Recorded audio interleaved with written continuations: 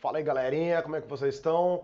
Partiu então aprender um pouquinho mais sobre asset para games, né? Os famosos prop modelings, maravilha? Bom, então semana passada vocês já puderam conferir uma grande introdução com bastante calma, tanto que eu apresentei a metodologia da Rivers, que ela está sendo muito bem ali prototipada no Magna, né? Para quem não conhece, plataforma de cursos online da Rivers, né? Voltado para games, obviamente, onde a gente passa o básico, né, do conteúdo de game, só que o legal é que é completo, né? Então vai passar por modelagem, escultura, quando for o caso, abertura de malha, texturização, vamos também sempre estar implementando na Unreal e por aí vai, né? Então, para quem não conhece aí, R$50 por mês, R$49,90 por mês, maravilha, plataforminha, meu, super bacana, o pessoal tem gostado bastante, a gente está postando assim conteúdos mensais, né, para valer.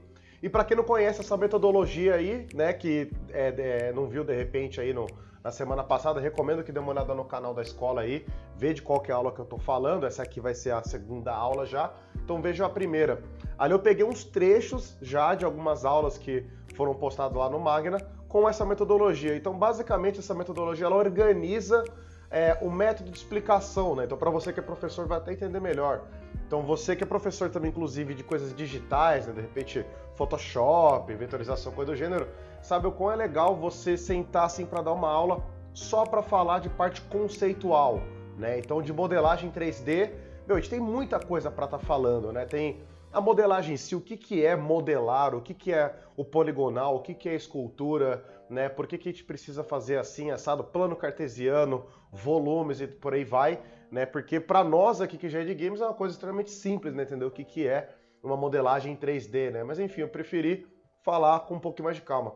Eu dei o nome para essa metodologia, né? Para esse tipo de explicação chamado de AGOG, né? Lá no Magna, nessa metodologia Rivers, né? A gente faz muita analogia para o exército de Esparta, né? Então eu fiz uma pesquisinha aqui, fui dando alguns nomezinhos bem em homenagem mesmo. E a AGOG era o grande centro técnico deles ali, né? Então eles passavam muito sobre a filosofia espartana, já com algumas táticas de batalha, já ensinando as crianças a lutar, ser um guerreiro e por aí vai. Então, para quem está curtindo essa metodologia, você está sendo treinado para ser um soldado espartano para um dia, caso, né, você goste bastante, adquira um curso do Magna, adquira um curso da Rivers, você um dia virar um guerreiro espartano. Maravilha? Brincadeiras à parte, né, galera? Depois eu dou a segunda parte, né? Então essa organização que eu estou falando da metodologia é dividida em 3 partes. Em alguns momentos vai ter uma quarta, vamos chegar lá. A segunda parte, galera, é o que eu chamo de Lambda. Lambda é um dos algoritmos, do alfabeto grego, já ia falar besteira aqui. O alfabeto grego lá tem lá letras que a gente já conhece, né? Como o ômega, o alfa e tal. E ele é o 11º, agora me escapou qual que é a ordem.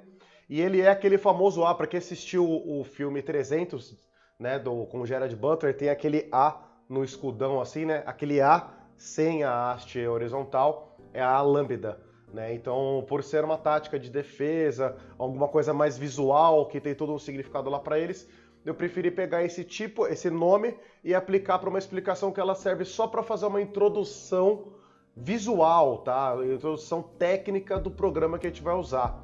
Então o cara já sabe, né, o aluno, a aluna já sabe toda a parte conceitual, depois ele vai precisar só de uma introdução, aonde faz o quê? Obviamente ali a gente vai apresentar ferramentas que a gente vai utilizar na aula técnica, que é a terceira parte.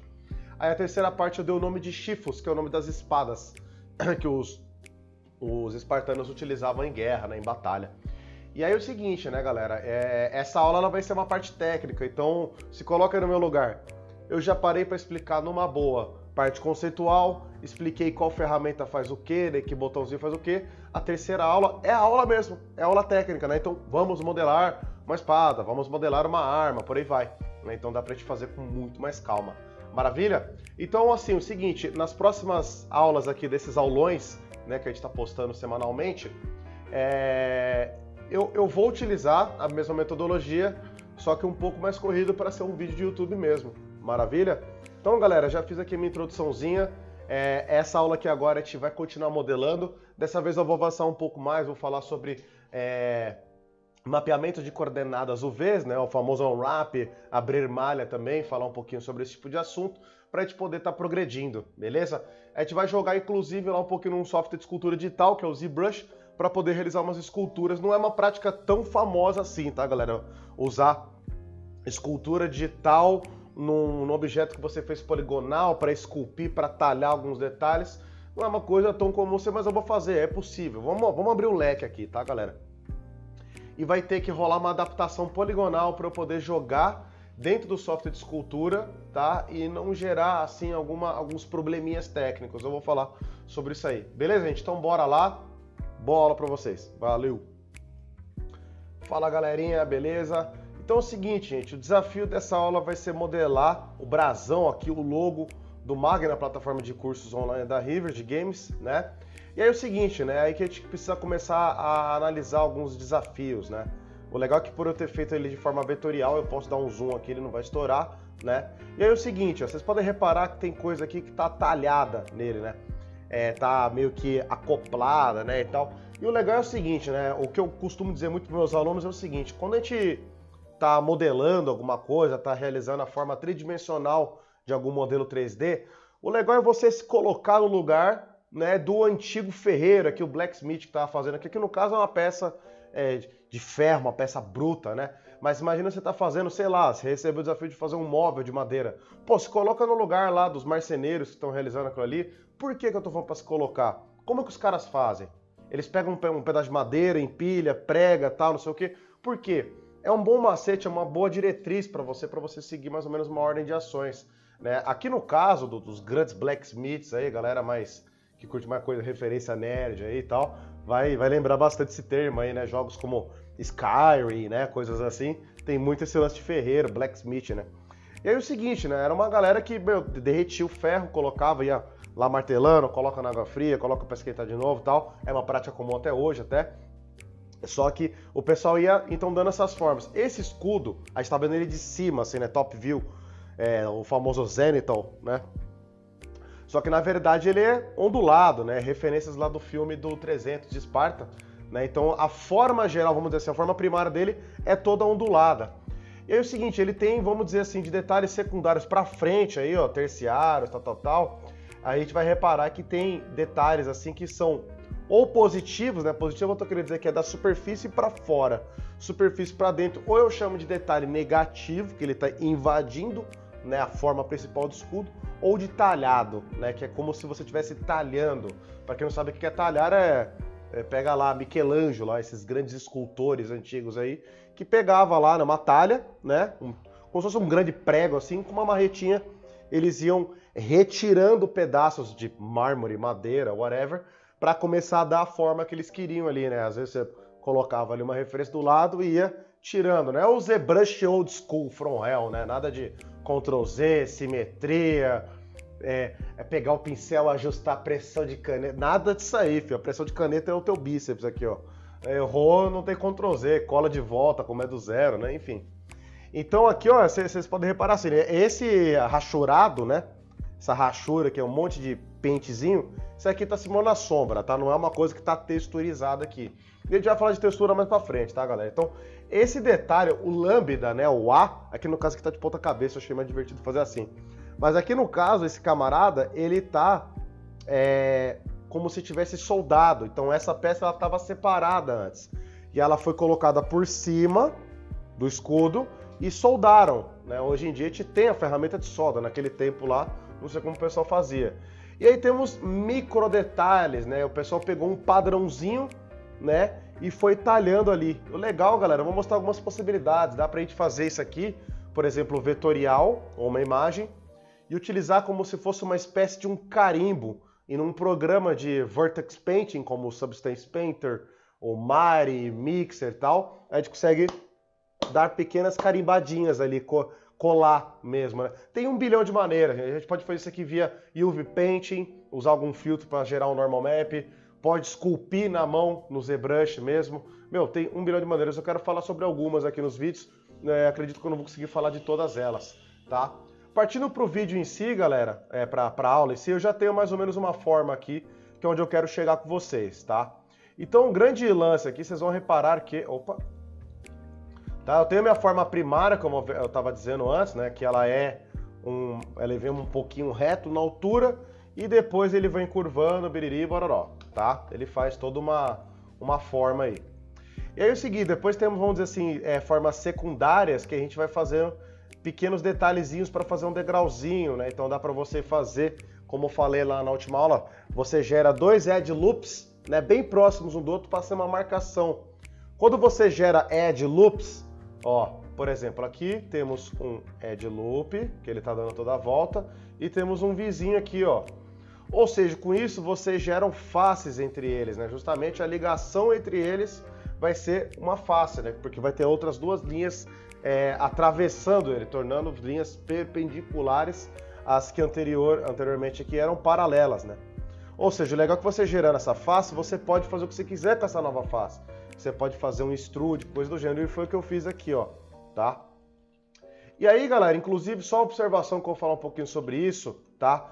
Os grandes problemas de primitivas como esferas e cilindros, geralmente quando você gera ela, as linhas que estavam antes aqui na vertical do objeto, quando ela vai para o cap, né, a parte de cima, ela vai juntando no centro e ela acaba gerando uma grande estrela. Estrela em modelagem tridimensional é quando você tem um ponto que ele está dando a sustentação para várias outras linhas, tá? Em tese, muito em tese, isso não gera muito problema. Eu acho perigoso devido às próximas etapas. Próxima etapa da modelagem poligonal, de repente, é você fazer uma configuração específica de normals, né, onde a gente vai falar um pouquinho sobre isso, que é você personalizar a facetação do seu objeto. Você pega um grupo de faces e fala para o programa, isso aqui é um grupo só. Então os raios de luz vão bater aqui e eles vão refletir, eles vão fazer aquele índice de refração, aquele ângulo, igual, homogêneo, que é para não gerar o quê? Sombra. Dá para ver aqui, ó, que aqui está gerando uma certa sombra. É porque é um outro grupo de normal. Estrelas geram uma sombra, uma informação de normal um pouco diferente, um pouco fora do plano do que a gente estava ali, né, tendo em mente.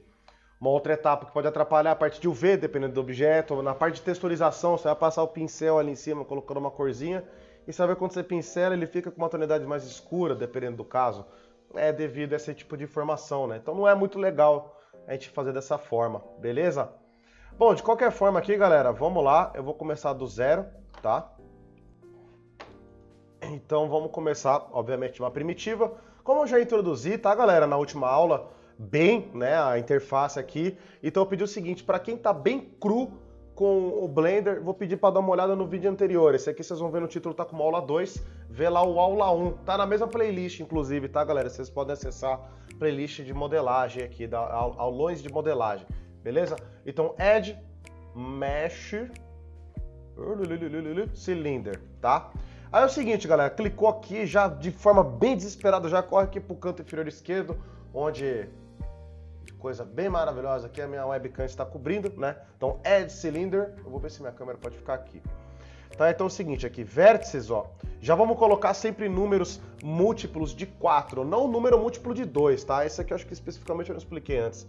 Porque é o seguinte, em termos de geometria, números que são múltiplos de 2, ainda mais números de vértices laterais de um cilindro, sempre de forma positiva, ele vai sempre ter uma linha que está atravessando a metade do objeto, tá?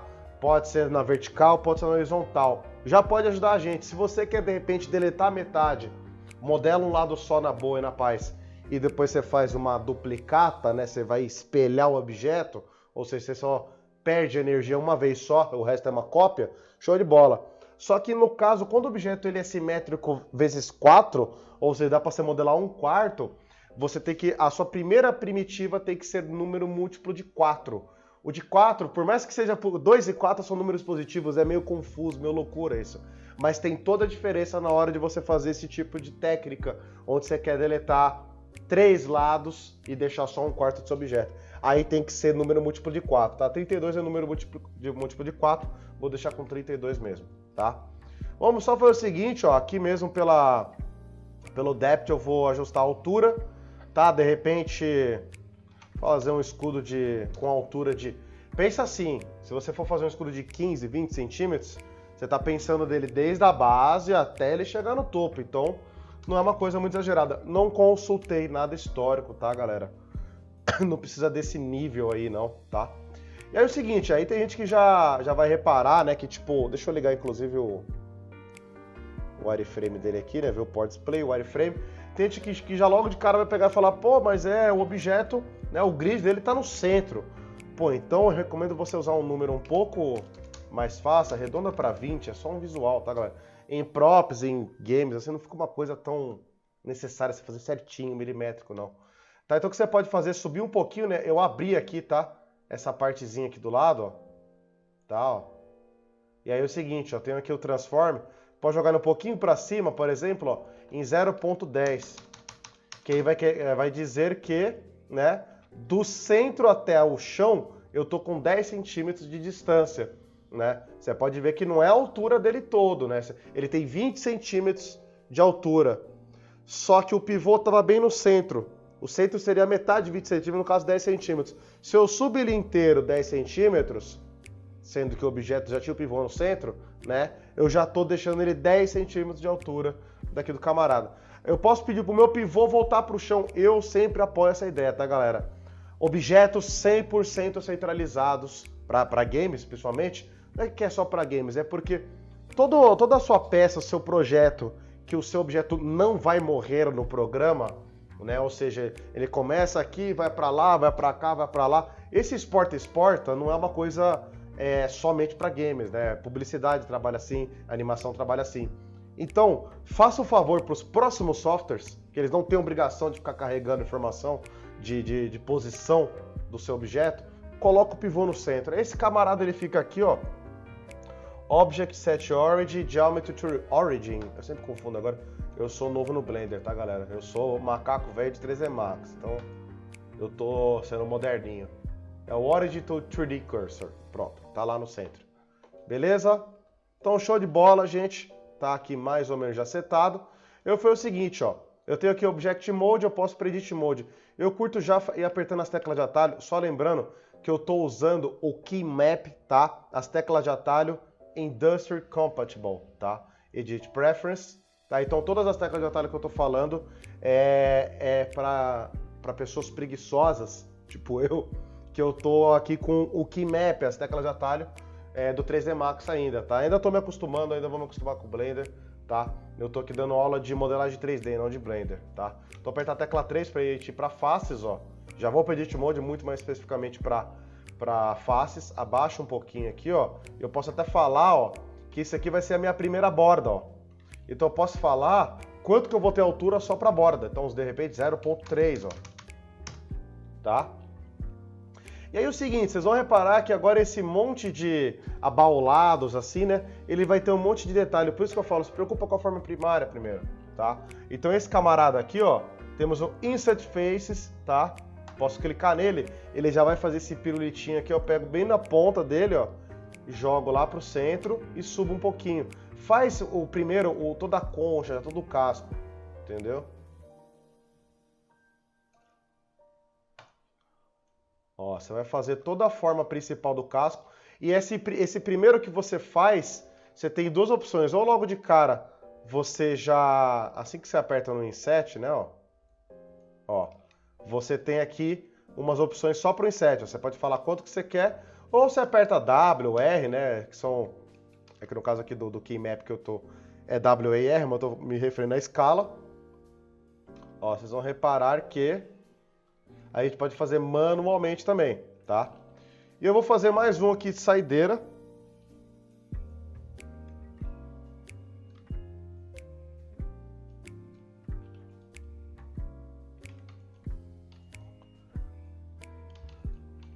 Fechou? Olha lá, já fez um abauladinho normal. Então vocês podem reparar que eu faço o inset, né? Eu gero... O inset ele é uma ferramenta de molduras. Gerar uma face dentro de outra face. Né? Então, ou faces dentro de várias outras faces.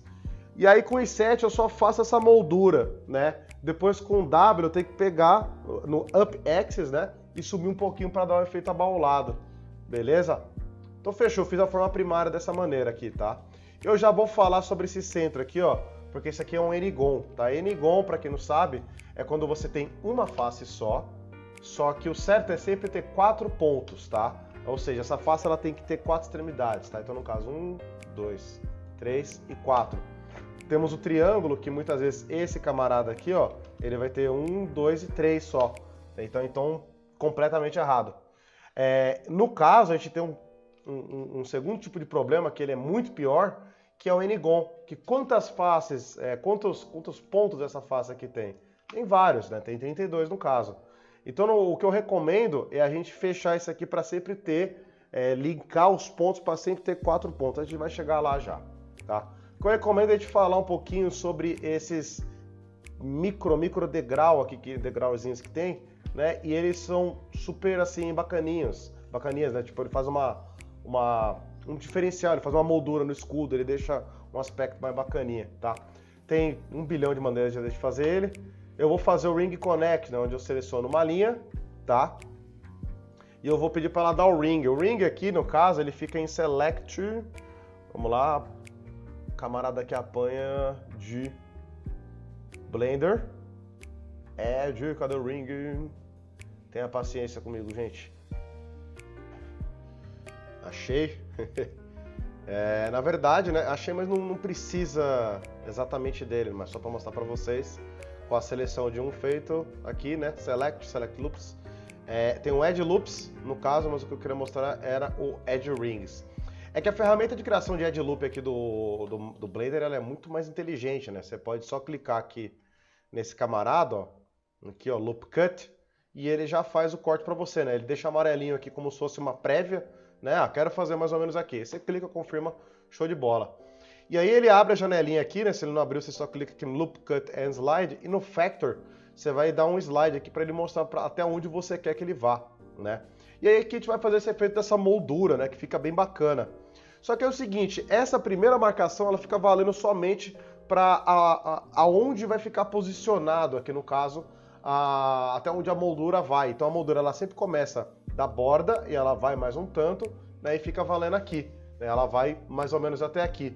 Você tem que pensar também na altura dela, né? Então, ou seja, ela vai ser um volume positivo. Então, quando você sobe essa quantia, você tem que pensar que também ela vai ter uma certa altura. Então, eu recomendo que vocês gerem outro Loop Cut, deixa o Factor bem coladinho, aperta o W e ó, dá uma descidinha de leve, ó.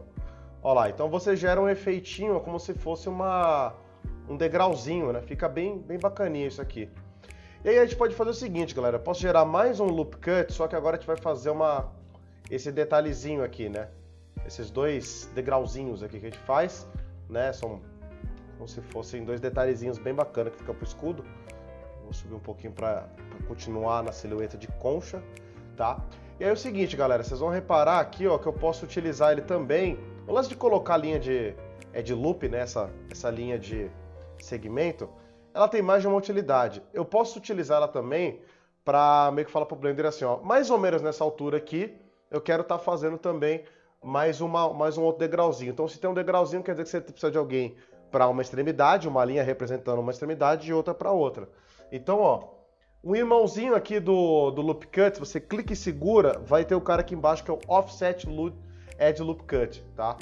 Aí é o seguinte, se você já tem uma seleção de linha feita completa, ó, você vai posicionar o cursor em cima dessa linha, clica e arrasta para fora, ó. Ele vai fazer 2 irmãozinhos siameses, ó. E aí é o seguinte, eu posso selecionar, eu gerei 2 camadas, né, 2 linhas de segmento de faces. O que eu posso estar fazendo? Aperto W para eu sair da ferramenta de Loop Cut, dou 2 cliques para dar o loop, né, na seleção de loop nessa face central, seguro a tecla Ctrl e vou em faces. O que eu estou fazendo? Eu estou convertendo a minha seleção de linhas para faces, né? Fica muito mais fácil assim. E aí é o seguinte, vou clicar aqui no Extrude, que é esse camarada que está azul aqui agora, pirulitinho para cima, tá? Bem de boinha, bem pequenininho mesmo. Vou mudar um pouco da minha outra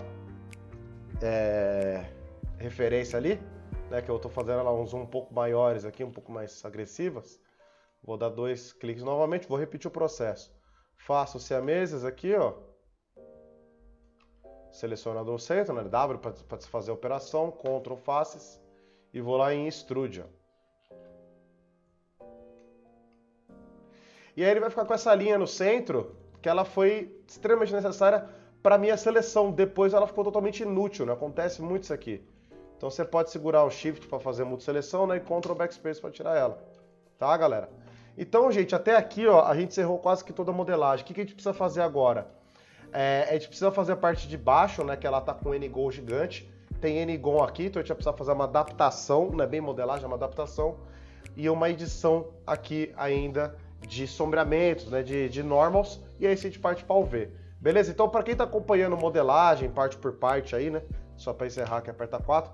Então, pausa o vídeo aqui, tenta fazer até aqui e a gente vai para as próximas partes que não é bem modelagem. Tá, galera? Então, partiu, vai ser na mesma sequência de vídeo. Prosseguindo então, meus queridos, a gente vai fazer o seguinte. Vamos matar aqui a parte de baixo, que ela é um pouco mais simples do que parece, né? Então, tecla 3, vamos fazer um inset. Opa! Eu não fui no inset, tava fazendo bevel. Então, insetzinho aqui, para ele acompanhar a borda, né? A moldurazinha. Outro inset. Vai pra cima. Você não pode ir tanto, ó. Opa, tá fazendo caquita aqui já.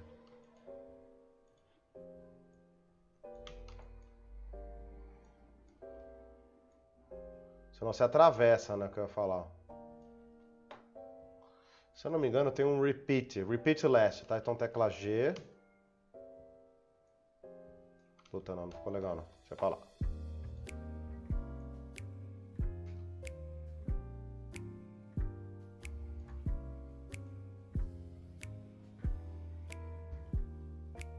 Escala para ajustar.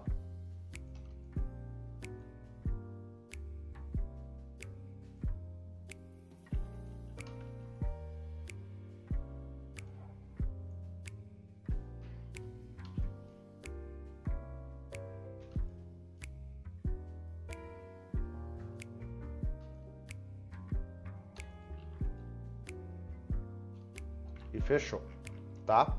Então, como eu disse, eu tinha 3 partes para te encerrar o assunto de modelagem, de modo geral.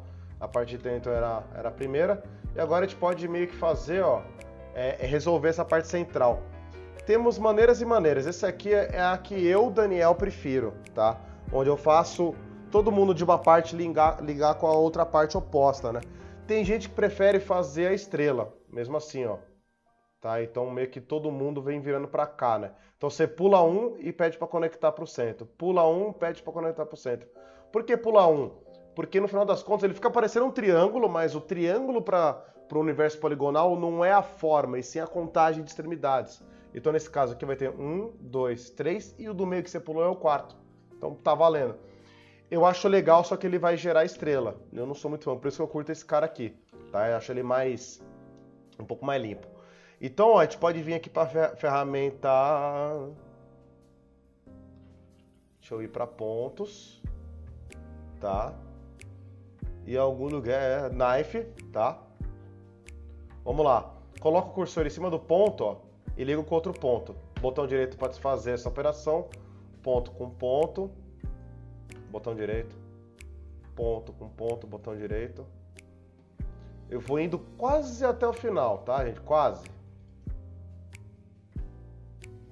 Chegou aqui mais ou menos, ó, você vai pular esses dois aqui, vai vir para o centro e vai lá para o outro lado. Só lembrando que eu faço sempre pro equivalente, tá? Então, tipo, eu não posso pegar esse cara aqui e conectar com o daqui, que ele vai ficar torto, ele não vai ficar simétrico. E o legal, ó, que você vai reparar que, ó, aqui nesse caso ele ainda ficou com 5 par, ele ficou com 5 pontas, né? 1, 2, 3, 4, 5. Então pega daqui e faz com o equivalente dele lá do outro lado, ó. Agora esse cara aqui, ó, ficou com 1, 2, 3, 4. 4 lados, tá?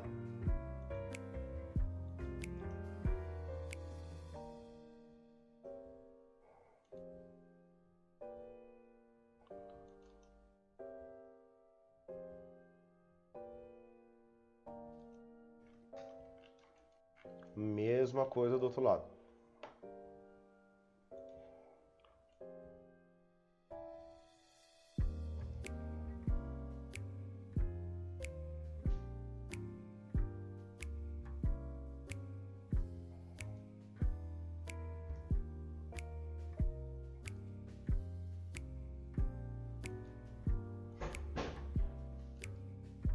Beleza? Então sempre tomando cuidado. Precisar dar uma pausada, olha o objeto com mais calma aqui. Pra não rolar nada de errado. Fechou, tá? Então essa parte que tá mais tranquila. Aí, pessoas e pessoas, né? Tem gente que gosta nessa parte aqui, selecionar duas extremidades, apertar a escala, ó, e dar uma afastada, que é para ele ficar meio circular novamente, né? É um plano, você olha assim, né, de frente, mas a organização dos pontos, ela fica um pouquinho mais arredondada. Tá valendo, tá, galera? Não tem certo e errado nessa hora, não. Tem um teste, é isso que existe.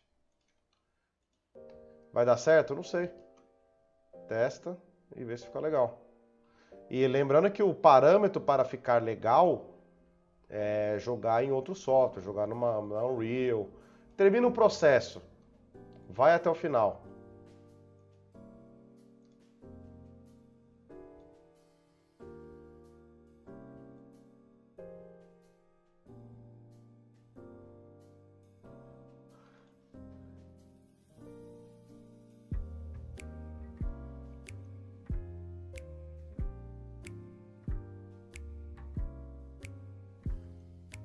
Belezinha? O que quase não vai dar pra ver, então tranquilo. Parte de normais, galera, a gente vai ter aqui, a gente vai ter que selecionar as faces, tá? Eu vou selecionar esse cara aqui, ó. Pedir para ele dar o loop. Select loop.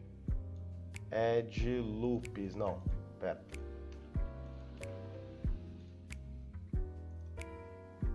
Vamos selecionar essa linha aqui, ó.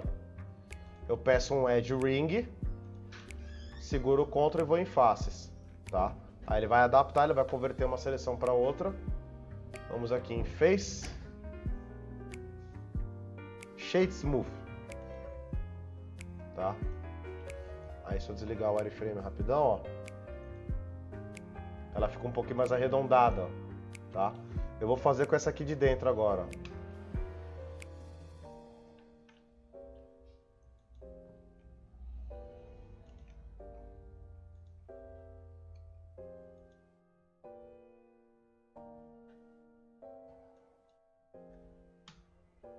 Ó lá. Beleza?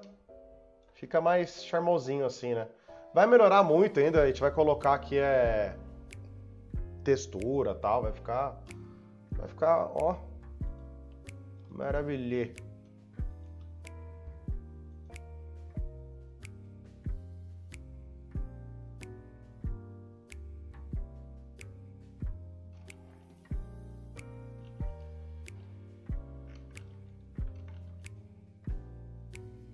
Vocês podem testar o outro só para ver como é que fica, né? Vocês vão ver que ele vai ficar facetado, né? A gente pode fazer essa sombrinha aqui, ó, fazendo o resto, tá?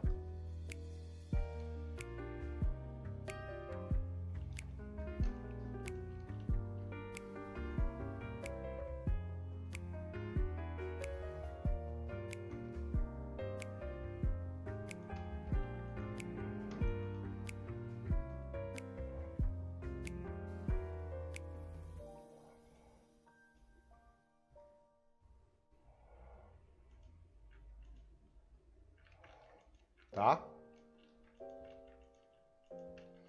Mais um macetinho aqui, ó. Pode selecionar o centro, por exemplo, ó. E a gente vai vir aqui em Select, More or Less, ó. Up Arrow e Down Arrow, More or Less, né, ó. Dá pra gente diminuir aqui, ó. E eu só tiro essas, ó. Rapidinho.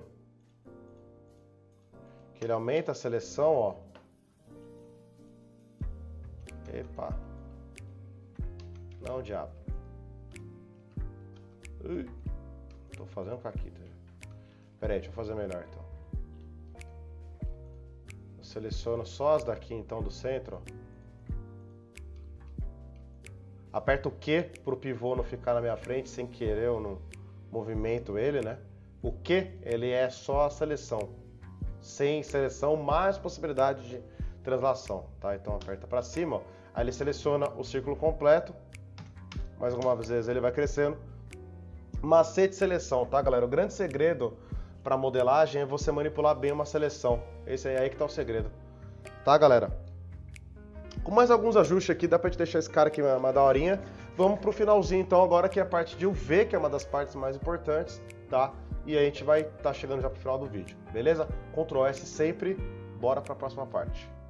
Fala aí galera, maravilha? Bem-vindos então a mais um vídeo sobre esse módulo maravilhoso de modelagem poligonal para games, né? Mais especificamente de props.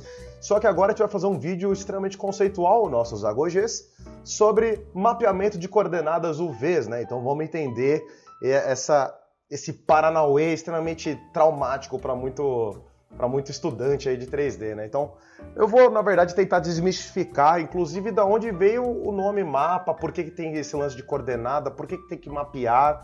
Vamos lá, galera, vamos pensar de maneira mais simples possível, porque é algo complicado, eu concordo com vocês, tá?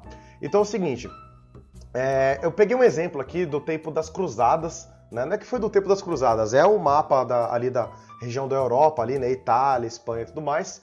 Só que ali, né, tem um monte de coordenadinha, né, da onde o pessoal fazia as suas cruzadas, fazia as suas viagens, tanto de forma às vezes para ataque, né, para fazer alguma invasão, para dominar algum terreno, ou para fazer uma parte mais comercial, né? Enfim, como a minha intenção aqui não é fazer nada muito técnico, né, para vocês, muito técnico ou não, muito histórico, eu quero utilizar isso aqui como uma forma de uma analogia para vocês entenderem da seguinte maneira.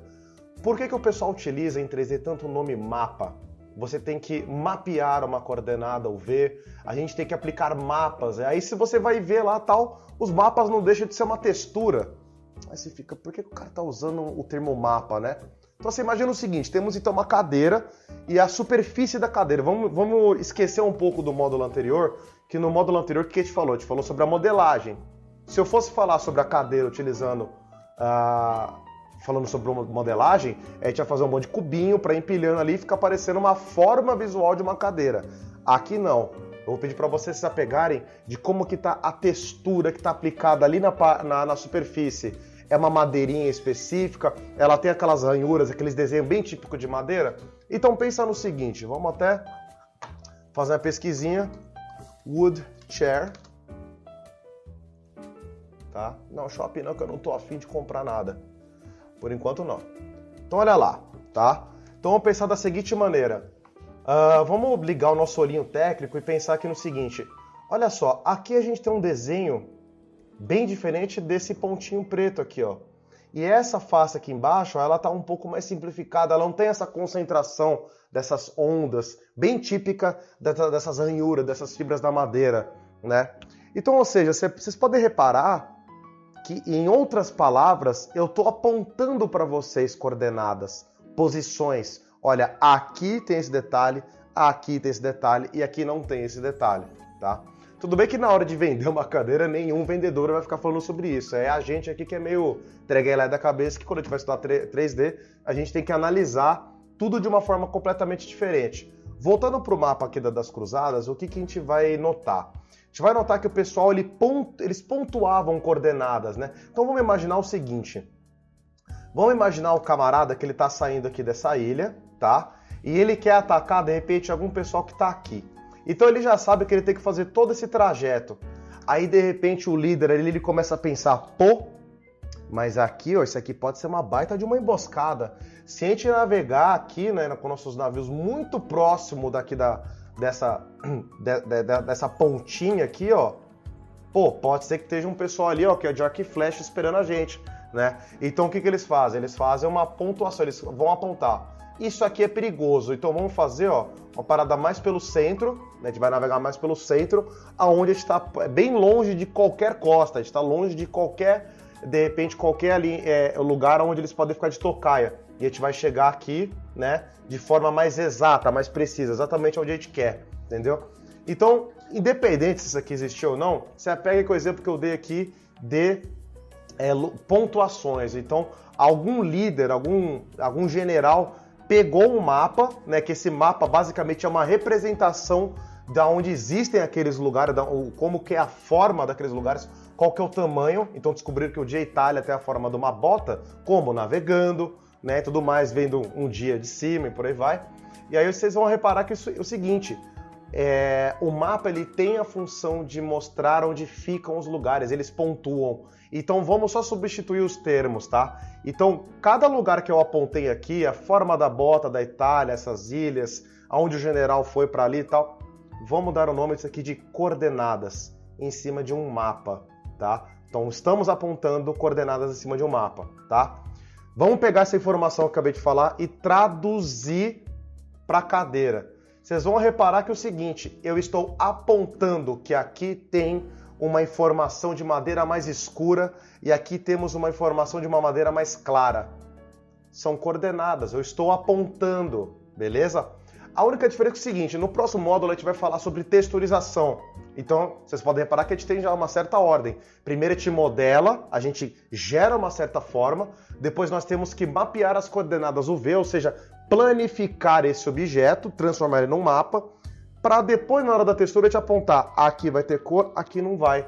Então, o ato de você realizar um unwrap, né, vocês abrirem algo, planificar um objeto 3D, é para depois vocês texturizarem. Então, vocês podem ver que gerou até uma regra. Ah, você quer aplicar uma textura? Opa, e a textura ainda é personalizada, você quer aplicar o seu tipo de madeira? Ah, meu amigo, você vai ter que mapear as coordenadas UV. É assim que funciona, tá? Uma coisa extremamente didática vocês pesquisarem Unwrap Box, né? Eu adoro as imagens ilustrativas que o pessoal faz. Às vezes a gente tem a sorte de clicar um aqui, é um GIF, né?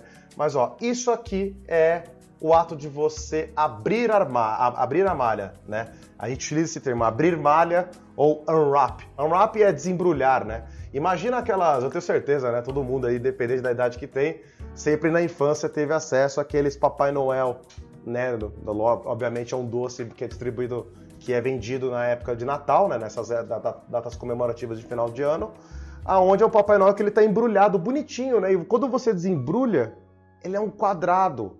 E ele era uma embalagem para abraçar e cobrir o chocolate. Para quando a gente for vender o chocolate, as pessoas não vão ficar pegando no doce em si, a pessoa pega na embalagem. Aí o pessoal aproveita e faz uma embalagem mais simpática, mais bonitinha, mas ela é um quadrado. A forma plana da embalagem é um quadrado. Só que aí, como ela é de um material mais moldável, né, você consegue ir abraçando o chocolate, que o chocolate, na verdade, ele é uma pirâmidezinha, né? Ele é a forma geométrica que mais se assemelha. Então, olha só que legal. Tenho certeza que vocês também, falando na infância, brincaram já de fazer essa dobradurazinha aqui no tempo do pré, onde a professora até falava assim pra gente deixar uma rebarbinha aqui, ó, que é pra gente passar a cola preta e colar em cima, né? Ou seja, essa face aqui, ó, ela representa o lado esquerdo do cubo. Essa face aqui, ó, ela representa a face frontal, só que ela já vem colada com essa outra face, porque a gente sabe que assim que essa face dobrar, ó, ela vai chegar até aqui. A gente já poderia estar emendando uma outra para o quê, ó? Poder fechar ela aqui na parte de cima. Ó, esse pontilhado é o ato dela dobrando, fechando a caixa. Então, cada face ali, essa cruz, no final das contas, ela pertence justamente, né, a cada face específica do seu objeto 3D. Para explicar com o cubo é muito mais fácil, mas quando a gente começa, né, a tornar os objetos um pouco mais complexos, quer modelar um rádio, quer modelar um castelo, um escudo, uma espada, coisas um pouco mais complexas, né? Obviamente, na hora de abrir a malha vai ser uma experiência um pouco traumática, né? Mas enfim, a tecnologia avançou e temos uma porrada de plugins, temos algumas ferramentas que já quase que automatizam o processo inteiro, né? Então hoje em dia já até que tá uma coisa um pouquinho mais tranquila. A coisa que eu mais falo para os meus alunos se apegarem é: entenda o que é uma coordenada UV, por que temos que mapear, entendeu? Aonde, como, por quê. Beleza, galera? Ó, isso aqui é a melhor maneira de vocês entenderem, tá? O tchan aqui da coordenada UV, tá? Eu vou finalizar com mais algumas explicações e depois vamos falar sobre a interface. Valeu, gente. Até a próxima. Fala aí, pessoal. Então, uma saideirinha esplêndida sobre o assunto de mapeamento de coordenada UV. A gente vai ter acesso aqui novamente ao Blender, né? E o legal, quando você cria aqui já uma primitiva, no caso um cubinho, ele já vem com as coordenadas mapeadas, tá? Só que vocês vão ver que é o seguinte, ele vem meio, vamos dizer assim, embaralhado, né? Ele não vem sequencial como estavam aquelas imagens do Google. E eu vou aqui dar uma eu vou tentar deixar um pouco mais sequencial para vocês entenderem melhorzinho, tá? Então tentar fazer de uma forma que a da frente já encaixe com a de cima, que a da frente já estava encaixando com a de baixo, por aí vai. Pelo menos tem que ter aquelas 4 em sequência, né? Então, independente de qual que é o botão, mais uma vez, não se apeguem com o botão, tá? Eu vou ali baralhando, né? E o legal é mostrar para vocês até uma pausa dramática para falar que sempre temos que encaixar, tá? Nesse quadradinho, o tal do UV Editor, e ele é quadrado sempre, a tal da potência de 2, né? Não querendo falar de matemática, mas já falando, potência de 2 é toda vez que você pega o próprio número 2 e multiplica ele por 2. Vocês vão reparar que a gente vai chegar a alguns números famosos, muito utilizados em games, como 256, 512, 1024, 2048, 4096 e 8192. São os números mais famosos que utiliza, tá? O que são esses caras? Eles são medidas em pixels, tá? Aonde a largura é sempre o mesmo valor da altura. Então, todos esses números que eu falei é um número para altura e outro para a largura. Tá? Então, 512 por 512, tá? Então, a gente está mapeando essas coordenadas ali onde estava aquela cruzinha para, sei lá, futuramente eu quero colocar uma imagem de uma madeira, né? Pegar uma textura de fibra aqui e tal. Então a fibra tá vindo aqui bonitinha e tudo mais, ela vai desenhar em cima de onde eu mapeei as coordenadas, onde eu planifiquei aquele objeto, tá? E depois eu posso exportar essa textura numa certa resolução. Aí, para quem já mexeu um pouquinho mais com design gráfico, design digital, sabe que quanto maior a resolução, melhor fica ali a qualidade da imagem, tá? Então, se você pega uma textura originalmente lá do Google, que veio, de repente, 1024 por 1024, pô, maravilha, ela já tem acima de 1000 pixels. 1000 pixels já dá para começar a conversar, né? Já fica uma resolução bacaninha. Então, sempre na potência de 2, tá, galera? E em games, tem que, beleza? Tem que, regrinhas. Tem que ser em potência de 2. Ou seja, dá para exportar texturas que são, sei lá, widescreen, né? Que elas são mais largas do que altas, tá? Só que aí a gente vai ter que fazer todo um paranauê, enfim, lá pra frente a gente vai explicar, vai chegar o momento disso aqui, tá? Então só voltando aqui, a gente vai ter acesso a essa informação onde eu tô, né? Só recolocando as imagens aqui, recolocando as faces. Então você pode ver que toda vez que eu seleciono uma face aqui, eu tenho a representação dela 2D. Então isso aqui é a minha mesinha de trabalho, 2D, totalmente planificada. E ali é o meu objeto 3D. Toda vez que eu seleciono alguém lá, eu tenho uma referência, eu tenho um equivalente dele na versão 2D, tá? Ó, agora sim eu vou começar a montar a cruzinha para tentar fazer aquela coisa mais sequencial. Uma face, ó, em sequência da outra. Então essas 4 aqui, ó, principais, ó, essas 4 aqui que estão verticais, é basicamente eu olhando de frente o objeto, né? Temos aqui a parte de baixo, que está encaixada já com a parte da frente, está encaixado com a de cima, que está encaixado com lá de trás. Ou seja, se a gente conseguisse abrir a embalagem, ia ficar justamente uma linha reta. 4 cubos grudadinhos um no outro, tá?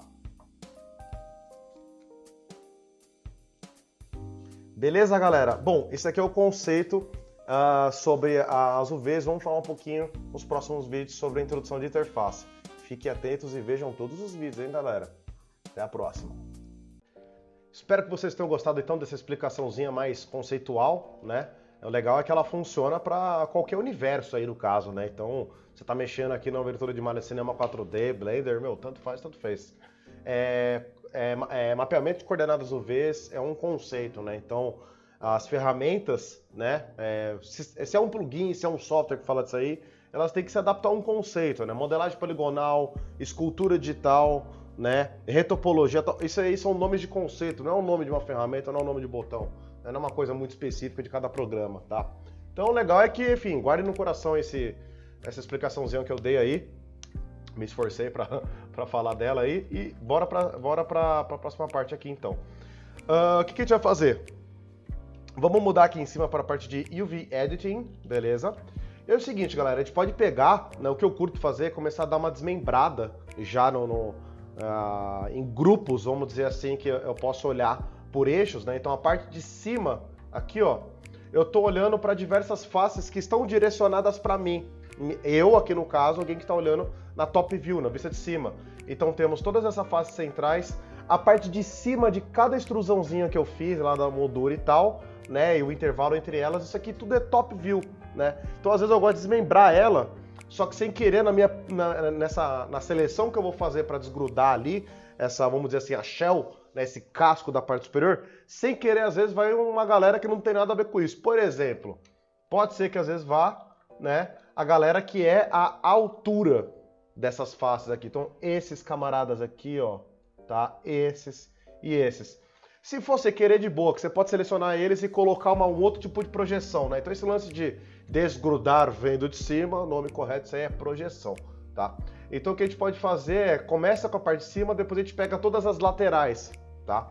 Então é o seguinte, ó, miguezinho pra gente poder fazer seleção, vamos fazer a mesma coisa, tá? Que eu tava fazendo já, ó.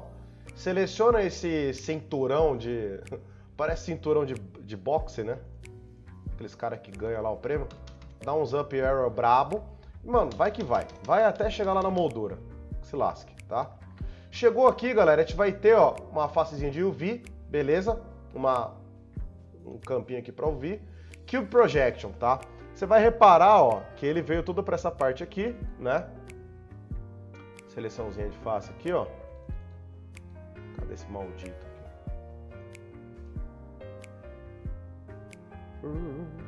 Apanhando aqui de novo essa preula.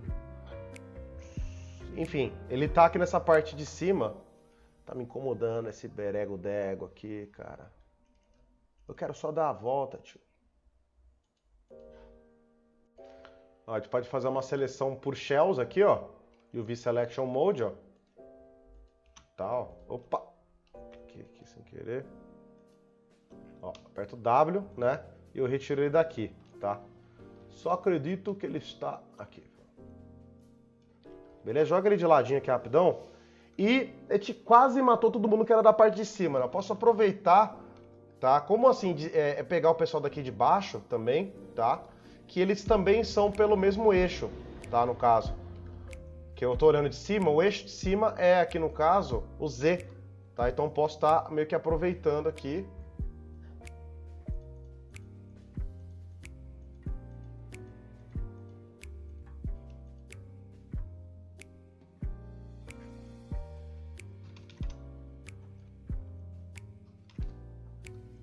Aí, ó, tá?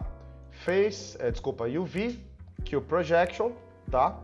Tô com essa seleçãozinha aqui no canto habilitado, ó, já clica nele inteiro e joga pra cá. Só não esquece, galera, que essa seleção laranja é só, no caso, o que eu selecionei aqui embaixo, na minha seleção da parte 3D, User Perspective, beleza? Você pode ver que se eu clico nele, tipo, inteiro, assim e tal, ó, ele aparece todo o resto, tá? Beleza.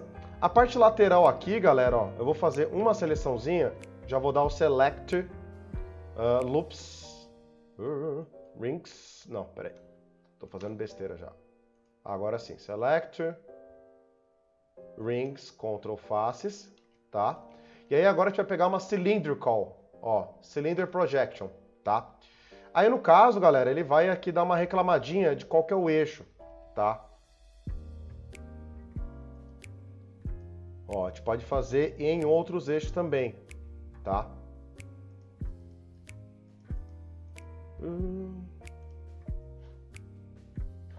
E aí, no caso, a gente pode vir aqui em Direction e dar um Align to Object, ó. O que ele faz, ó? Ele vai, na verdade, deixar no mesmo tipo de projeção, no mesmo tipo de sentido do próprio objeto.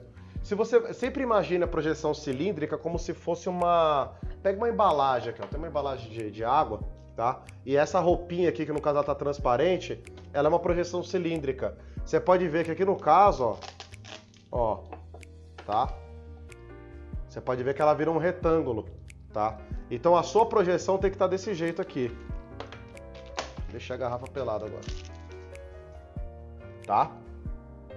E aí no caso seleciono ela, jogo aqui pra cima, show de bola. Eu preciso fazer essa mesma coisa aqui nas outras, ó. Então eu vou selecionar uma linha da altura de todo mundo que eu quero transformar em projeção cilíndrica. Então, não esquecer dos outros lados, tá? Esse camarada aqui atrás também vai estar nessa mesma pegada, tá? Aí vamos lá, Selector Rings, tá? Control Faces, tá? E o V, Cylinder Projection, show de bola. Todo mundo aqui, tá? Agora sim eu tô com praticamente todo mundo. Select All, tá? Aí uma opção legal, a gente pode dar um packzão, né? Bem prático. Tá? Eu posso fazer na mão mesmo, o pack é para ele caber todo mundo aqui nessa potência de 2, tá? Ficar muito mais fácil para fazer map depois na Unreal Engine, né? Enfim, fica uma coisa muito mais bacana, tá? Vamos vir aqui, a gente pode ver em UVs, temos o pack UVs, tá? Ele já encaixa todo mundo ali para mim. No caso, ele tá picotando essa galera daqui, tá? É essa face, dessa face e por aí vai. Então, por essas e por outras eu vou fazer meio que na mão mesmo, tá? Ó, aperta escala.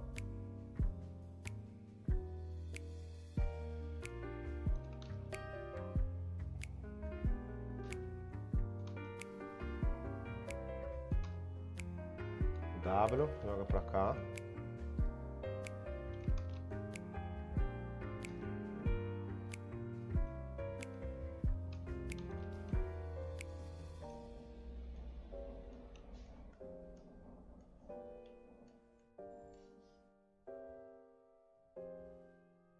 Tá?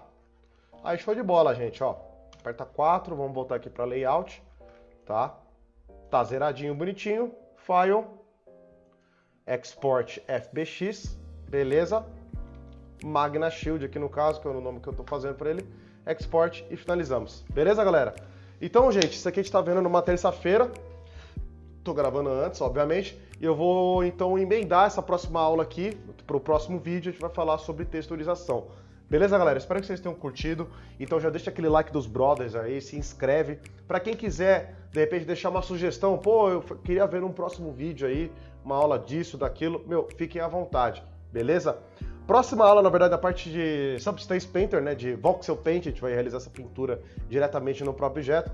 A gente ainda vai falar um pouquinho dessa cena do Blender aqui, que dá pra gente fazer mais um ajuste ou outro, mas o foco vai ser Substance. Beleza, galera? Muito obrigado aí por terem contato com a gente, deixa o like como eu ia pedir. Sigam a gente nas redes sociais, tem aí na descrição do vídeo, tá? facebook.com/escolarivers, temos no Instagram também Escola Rivers e o site escolarivers.com.br, mas o mais importante é o Instagram, que ali a gente está sempre anunciando combos, né, lives que a gente vai fazer, promoções e por aí vai. Até a próxima. Valeu!